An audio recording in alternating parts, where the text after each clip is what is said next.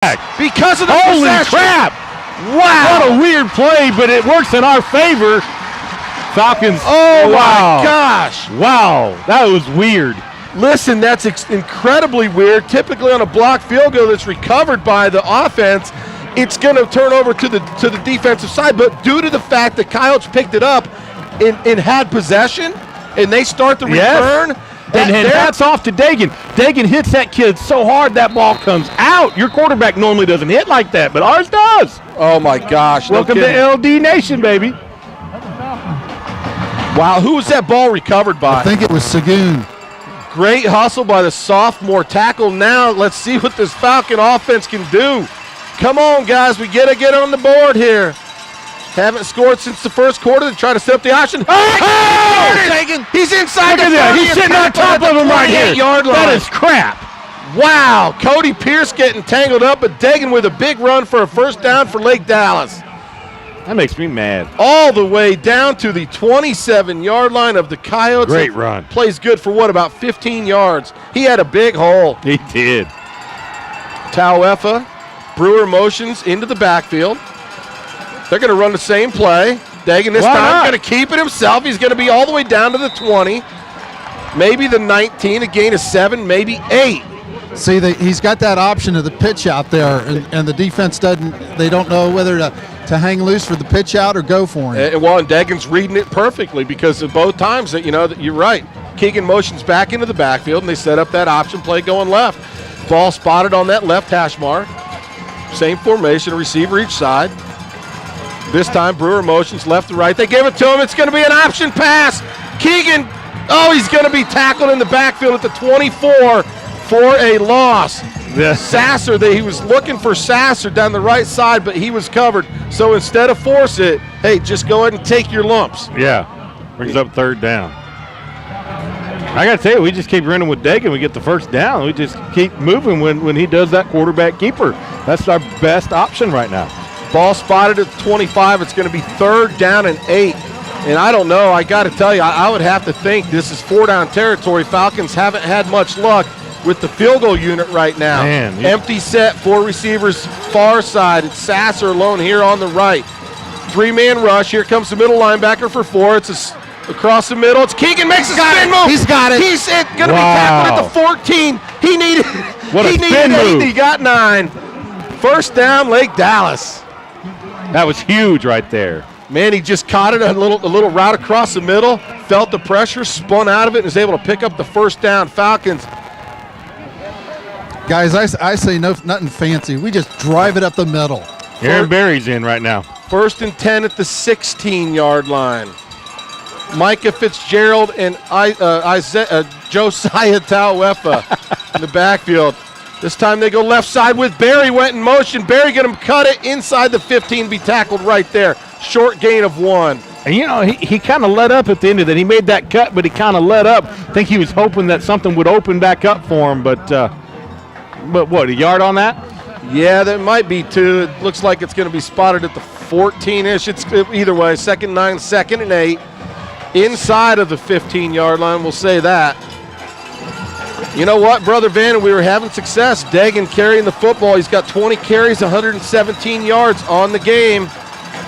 Berry motions into the backfield. They set up that option play again. Dagan going to keep it himself. Lowers his pads at the 10 and takes it all the way to the 8-yard line. Way to listen to Coach Nick.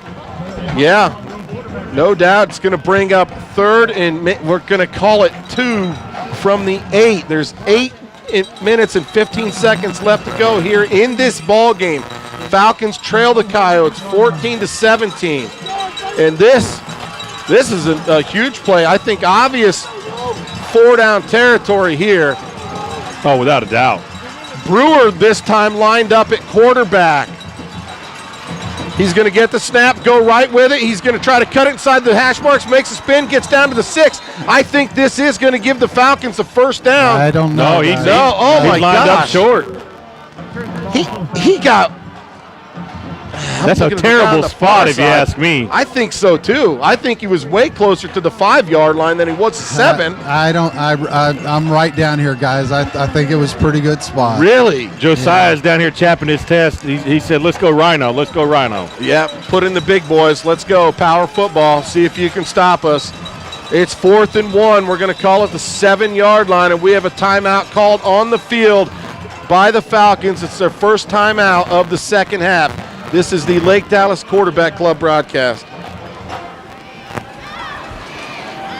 Do you have a sweet tooth, Falcon fans? Well, Sugar Queen Cupcakes is the place for you. A shop on Main Street in Lake Dallas, their delicious cupcakes are a great treat for birthday parties, corporate events, PTA meetings, school functions, and more. With anything from a red velvet cupcake with cream cheese frosting to a classic chocolate cupcake, the choice is yours. They can even create a unique display just for you. What are you waiting for? Stop by Sugar Queen Cupcakes, the official cupcake of Texas, today.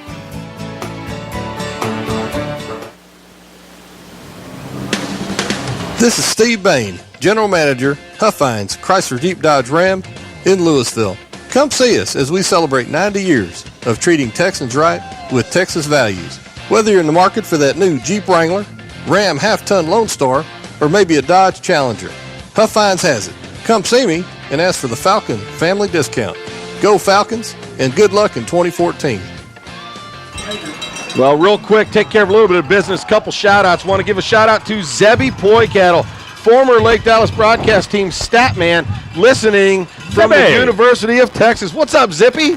Also want to give a shout-out to Lynn and Larry and Charles Bender in Hickory Creek, listening to the Falcons on the Lake Dallas Quarterback Club Network. Hey, big play, 4th and 1. This is a huge play. Tauefa's going to line up as the quarterback.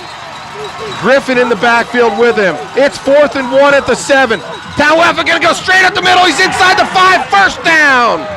Can't stop a Rhino, baby. Have you ever tried? It is tough. Man, did you see how antsy he looked just waiting for that snap? I mean, he just couldn't wait to get his hands on the football. That ankle's coming back to him a little bit. That is a huge first down. It's going to be spotted at the 4, and Tauefa limps off the field. That right ankle just a little bit tender. Let's see if he can muster the strength to get back out there again and will this team to victory here in Springtown. 1st and goal at the 4. Micah a little bit late getting out there. Still 10 seconds left to go. Brewer going to take the snap. He's going to try to go left side. He looks like he's going. He gets stopped at the 1-yard line. He was stretching it, though, wasn't he? I thought he was going to get there, but the safety did a great job of closing it up and stopping Keegan at the 1, but the Falcons knocking at the door. Less than 7 minutes left to go here in the 4th quarter of play. It's going to be a quarterback keeper right up the middle. Watch. Nope. This is interesting. Dagan is on the field, and they keep lining him up as a receiver. This time now 15 seconds on the play clock, and now Dagan is the quarterback. Brewer goes to the left slot. Dagan going to keep it right side. He gets hit behind the line of scrimmage, going to be dropped for a 2-yard loss as he tries to go around the right end. Wow, 3rd and goal from the 3. Nick, this is... Man, that defense is playing tough right down there, that goal line defense. But our offense, our big uglies, it just seems like pull the quarterback under center and just push into the end zone would be the thing to do here. Tauefa back on the field. I was just going to say, how much do you miss the big guy right here in this situation? Dagan Hahn comes out. I mean, they're pulling out all the stops right now, trying to do what they can. And it looks like confusion on the offense for the Falcons. Tauefa going to get it, trying to go left. He's hit behind the 5 of the 7, dropped right there. Holy smokes, we had it 1st and goal at the 1. 2nd and goal at the 1, and now we're all the way back at the 7-yard line. So now on comes Nick to kick. Ball is spotted on the left hash mark at the 7. Dagan going to Nick is going to drop his tee at the 14, not a tee, but a kicking block. Dagan going to spot it at the 14-yard line. Nick on to try this 24-yard game-tying field goal. 5 minutes left to go. Wichita Falls fans getting loud below us. Oh, again, it's blocked again. You got to be kidding me. This time it's picked up and Hahn makes the tackle. What on earth? A repeat. I can't believe it. You got to be kidding me. Come on. Holy crap. Jeez. I don't know what's wrong at that point. That's so frustrating. Coach has just got to be beside himself. Twice in a row, there's just no way that should happen. Yikes. This has been absolutely nutty. I mean, that was an exact replica of the play that happened before. This time, Dagan quickly gets out of his holding position to make the tackle. Wow. Couldn't force the fumble this time. Such a shame. Falcons had it at the 1-yard line. And now the clock becoming a factor in the game. No doubt about it. Little end around to Gaines. He's going to be hit by Papard. He slips that tackle. He's out across the 40. Jacob Papard finally going to wrestle him down at the 46-yard line of the Coyotes. That's a 23-yard pickup. Clock under 5 minutes. Falcons trail this one by 3. Someone's got to step up and make a play. Jacob Biggerstaff and Hayden Brackett in the defensive tackle position. Number 45, Tauefa, not in the game. That ankle obviously bothering. He's been a warrior. He's been tough. He just can't seem. I mean, give the guy credit. And yeah, he's done everything he can do here, but, he is injured. How much do you miss him on that, when we have the ball at the 1-yard line? That just really is a tough one. Of course, the Coyotes using up all of this play clock. This time they give to Williams. He's out across the 50. Stonewalled by Alex Papard at the Falcon 46, but that's a gain of 8 yards. I mean, Falcons just can't afford to give up, any more first downs. We've got to get this football back. Someone's got to make a strip. Williams had big running room up the middle. Brother Van, you doing all right down there? Nope. Come on, man. You got to believe. Falcons going to make it happen.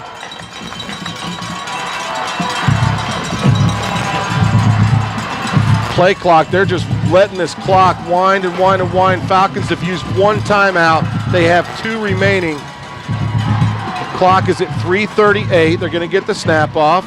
They fake the gains. Butler going to keep it himself. Micah Fitzgerald, Courtney Holder going to make the play along with Kane Cox, but that's going to be good for 3 yards and a That defense just looks like they're moving slow to me right now. They've got to pick this up. They've got to get some energy and motivation right here. They've got to believe. Well, we've got to create. That's what we've got to do. You're right about everything you just said, but right now, someone's got to create some type of turnover, make a big play, say, I'm the guy, I got to do it. This is it. 3:21 and counting. Play clock is at 11. I imagine they're looking to get their snaps off in about 3 or 4. Actually, it's 6, and they get it off. They give the gains. Holder comes in, trips him up. It's a gain of 4 or 5. That's second down and short for the second time in a row. Yeah, second down and 5. Last time it was 2nd and 2. Clock under 3 minutes left to go here. And they are just milking every precious second off of that clock. They're using up every second they can. 2:35 and counting. Butler gets in position. Williams and Gaines in the backfield along with him. Falcons sending it. They give to Williams. Papard in on the stop along with Micah Fitzgerald. Good job by the defense. I think it's a loss of 1. And here comes 45. Tauefa back on the field. Biggerstaff exits. 2:14, a big third down play. It's 3rd and 5 at the Falcon 37-yard line. Falcons trail by 3. Come on. They're juicing that clock out, aren't they? Only been 1 score here in the second half, and it was by the Coyotes. It was a touchdown run by Williams that set them, gave them the lead for the first time. Here's the give to Williams. He's hit by Alex Papard. He stopped about a yard shy of the first down. Wow, that's a minute 42 left to go here. And it looks like we're going to have a timeout. It's by the Falcons. Yep, timeout on the field by the Falcons. Nick, we're going to keep it right here and talk about this. It's going to be 4th down and 1 for the Coyotes at the Falcon 34-yard line. And they got to go for it here because if they convert, the clock is in their favor. So this defense, this play right here is season telling. Oh, absolutely. No doubt about it. It's kind of weird to think about all the hard work all year long coming down to one play. That's exactly it. It's going to be Brother Van. It does look to be about 4th and 1, right? Yep, I'm standing right at the first down marker. All right, so I would expect to see Holder coming in off the edge. I would expect to see a couple backers coming in off that edge, and just everybody bringing it. You know what? I think you almost got to sell out and stop this run. You just bring the house and try to get a quarterback keeper. Let's go, Falcon fans. 4th and 1 for the Coyotes at the 34. A minute 38 left to go. Falcons with 1 timeout. They're going to give to Williams. He's going to have a first down. Tackled at the 30-yard line, the 29, and that is probably going to seal the deal here, barring something miraculous. Wow. A minute 33 when the chains get set. They'll wind the clock. 1st and 10 for the Coyotes inside the Falcon 30. And I can only imagine they're just going to kneel on this one as the Falcons only have 1 timeout remaining. Heartbreaker. Oh, can they blow the snap? How can they mess this up, Nick? We're rooting for anything. They're still going to the shotgun, though. A minute 11. They're in the shotgun. This offers up a bunch of stuff. This time they give the gains up the middle. He's inside the 20. Tauefa's helmet comes flying off. Haven't seen that for a few games. Yeah, no kidding. That is a 10-yard pickup down to the 19-yard line. Another first down. Clock is going to start the wind. We're under a minute 55. The play clock at 22. They'll get the snap off at about 40. So is this where you get the knee? They don't appear to be going to take a knee. I don't understand this for the life of me. I just can't understand why they aren't taking a knee and kneeling down. They're leaving the door open. Anything can happen. Here's the handoff to Williams up the middle. He's going to be inside the 15, down at the 14. Tackle made by Hayden Brackett. Timeout called on the field by the Falcons, and I would definitely use that timeout, man. Listen, if they're going to continue to snap this ball and not just take a knee, it looks like we have an injured Coyote on the field. I don't know how this is going to play out. Did the timeout come before the injury? Is there a chance the Falcons may be left with 1? I don't think they're going to do it because I think the coaches got the timeout in there. I think you're right. Oh. Looking back at the game, guys, this is the way it went. The Falcons on their first 2 possessions of the game, it was a 1-yard run by Tauefa, and then it was an 18-yard pass from Josiah Tauefa to Brett Sasser. Falcons take a 14-0 lead with 2:38 left to go in the first quarter. Came out sharp, clean. Very sharp, and then the offenses just seemed to spit and sputter. We turned the ball over on downs. We punted. We ended the half with our possession. Here in this second half, it was a punt. It was an interception on 4th down. It was 2 blocked field goals, and the Falcons couldn't have asked for better field position in the second half. We've had our opportunities. Unfortunately, this high, potent offense just has not been able to capitalize. We had a 14-0 lead. It was 14-10 at half.